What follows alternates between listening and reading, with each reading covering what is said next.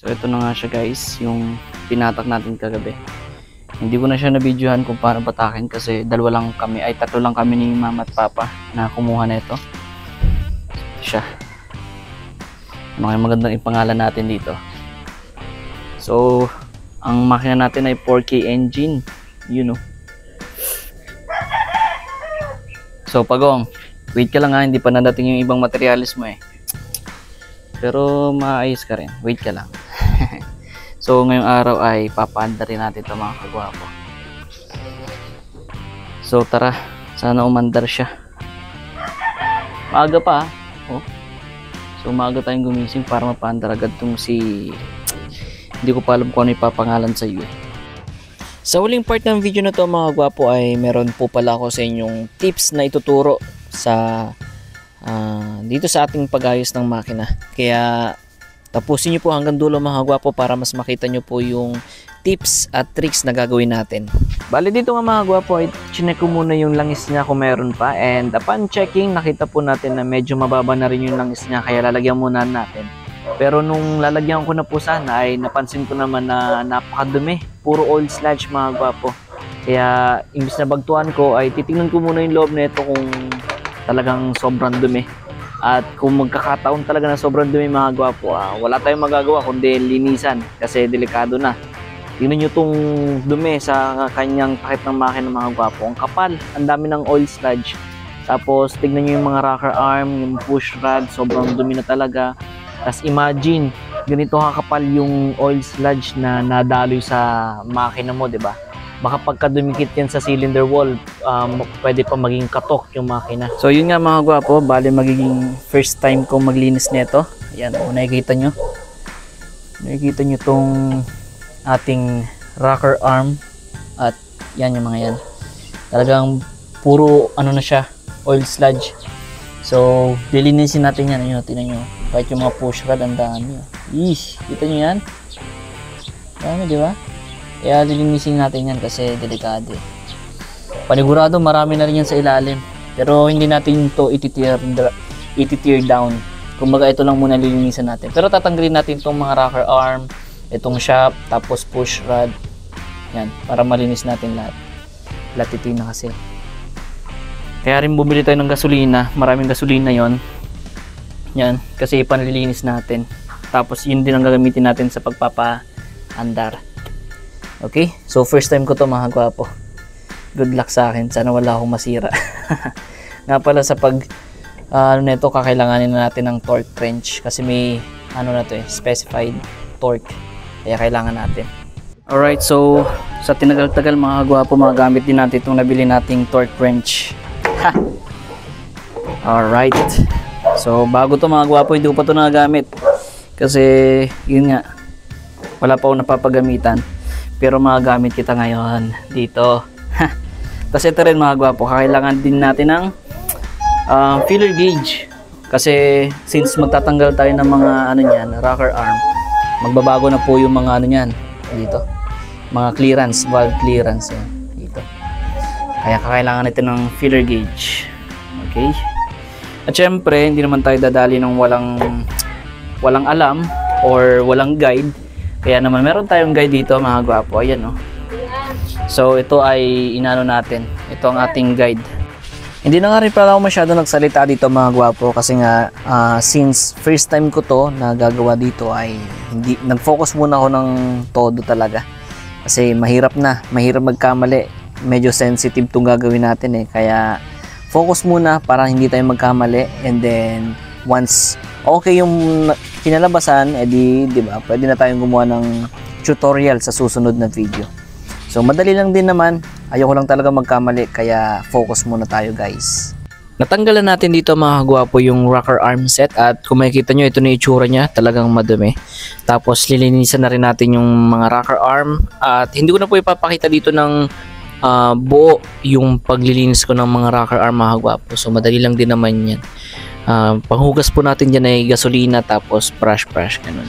So after natin dyan sa rocker arm, syempre susunod din naman po natin kahit paano yung dito naman sa may mga valve stem.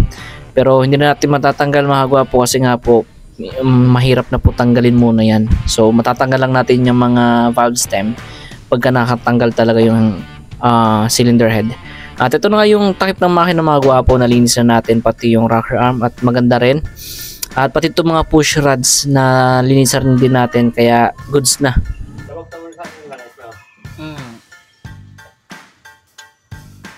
Wag na nga nating patagalin pa mga gwapo at ibalik na po natin yung rocker arm dito sa cylinder head para magkaalaman na. Tsaka medyo mainit na rin mga gwapo, kaya kailangan na rin natin bilisan.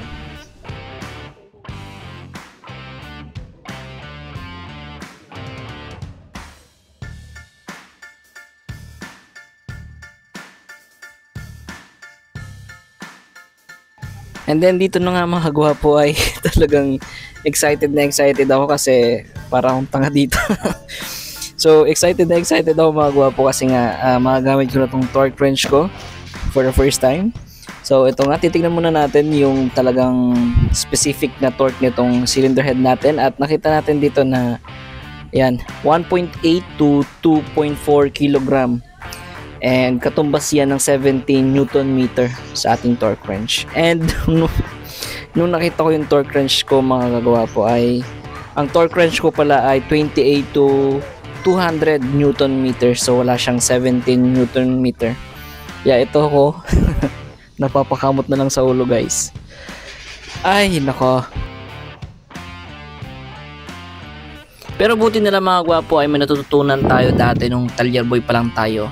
So natutunan natin to sa dati nating mga teacher na mekaniko sa talyer. So tinuruan nila ako ng isang technique na talagang mga Hokage lang ang nakakaalam. Walang iba kundi yung tensiometer mga gwapo. So ilan lang yung mga gumagawa na ito. Huwag nyong gagayahin mga gwapo kung ayaw nyo masira yung makina nyo. Di ba rin ang sa amin yung masira. So dito mga gwapo, ginamitan ko na ng tensiometer skill to. At titignan natin kung andar. In 5, 4, 3, 2, 1. Ayun mga gwapo, so umandar siya. Goods. So dito ay napandar natin. Hindi ko na pinakita kung paano ko binalik lahat kasi excited na ako eh. Tsaka natatakot ako baka hindi umandar eh. So ito nga mga gwapo, goods siya na andar. Kaya nakahinga tayo ng maluwag-luwag.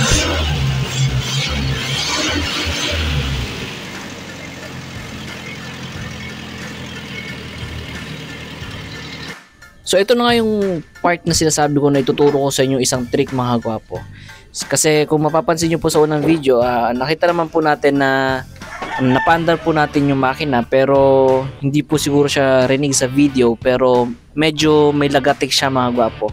Yung tik-tik na sound mga gwapo. Sa taas ng makina po nyo maririnig yon. So talagang rinig na rinig siya mga gwapo. Bukod sa maingay na kasi butas yung muffler niya, talagang maingay gawa ng lagitek na ng dito sa mga rocker arm mga gwapo. Pero tama naman yung ginawa nating set ng clearance neto at hindi ko alam kung bakit.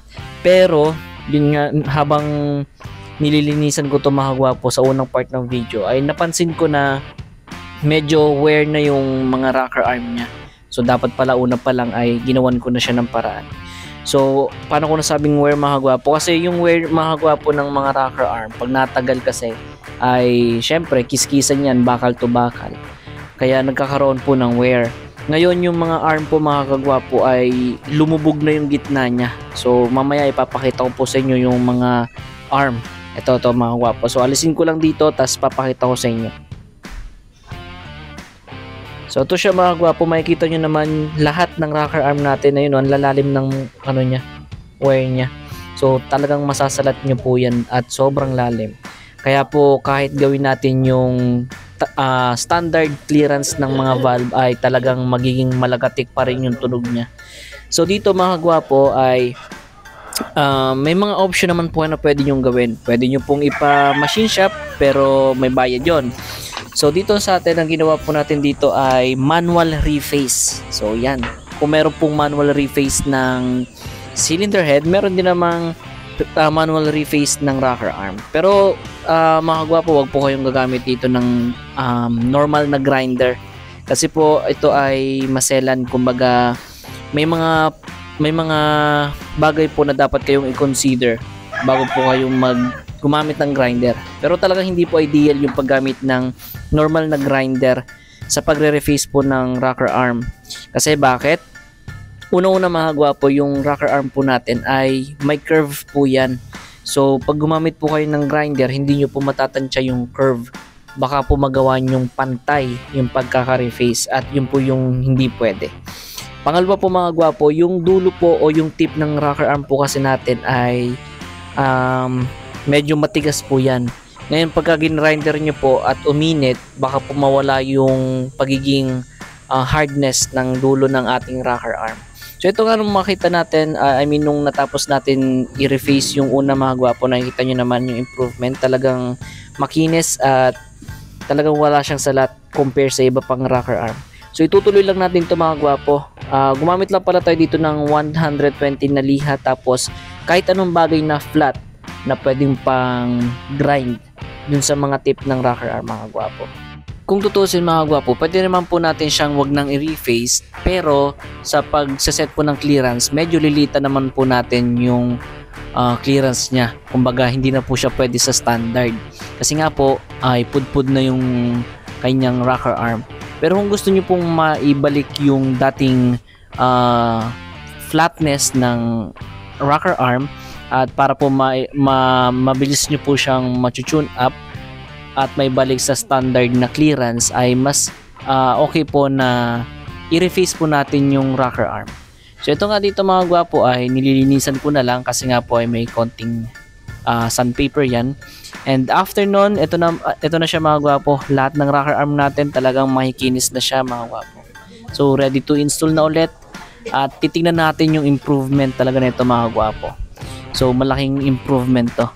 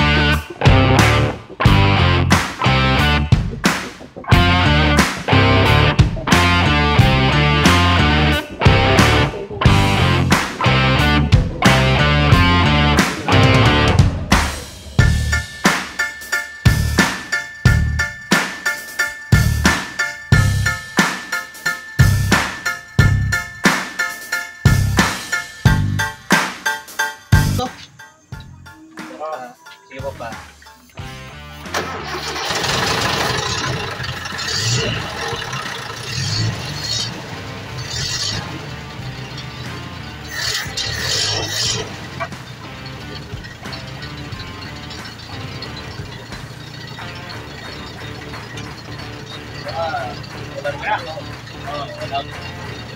Bueno. Tumaan ko ka pa. Hindi po ako makapaniwala dito mga gwapo nung narinig ko yung tunog niya. Grabe, ang ganda ng ang laki ng naging improvement. So kung naririnig nyo po ay yung naririnig nyo na Logitech mga gwapo, ayan po ay sa muffler na. Okay, so butas po kasi yung muffler. Pero yun nga po, grabe, sobrang saya ko kasi nga naging successful po yung ginawa natin dito na pag-tune up. Talagang ang smooth po nung naging tunog ng makina, at the same time responsive po siya, mas naging responsive po siya. So yun lang po mga gwapo, maraming salamat po sa panonood. Sana po ay may natutunan po kayo dito kahit paano, at sana po ay suportahan nyo po para sa iba pang gagawin natin projects. Yun lamang po, maraming salamat.